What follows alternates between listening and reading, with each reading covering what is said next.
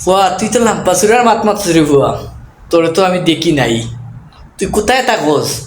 তুই লাম্পা লাম্পা দা পিস্তল পিস্তল লইয়া আটগর ঘুরতে, আজ তুই কোথায়?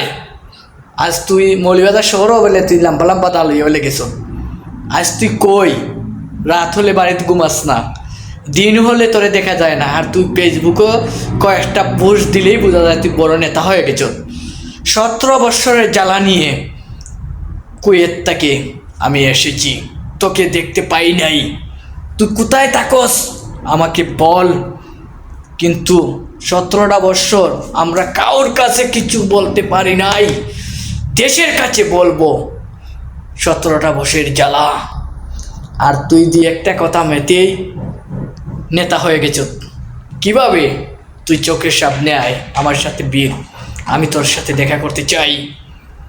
17টা বৎসর পর আমরা পেয়েছি স্বাধীন বাংলাদেশ। 17টা বৎসর আমার ভাই বোন আমরা কোনো কথা বলতে পারছি না। তোমাদের উপরে ওয়াজ মাহফিল অনেক বিষয় নিয়ে আমরা কথা বলতে পারি নাই।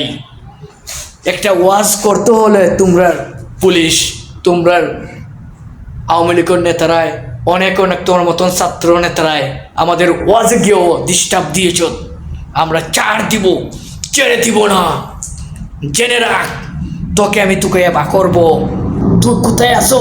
তুই আমার দেশের মাঝে অনেক কিছু করেছিস বুয়া, তোকে আমি দেখবো। তোকে আমি চোখের পায়ে পায়ে রাখছি, তোর তোলে আমি মানুষ লাগিয়ে রাখছি। তুই কোথায় থাকস? তুই তো আটঘরেই থাকিস না।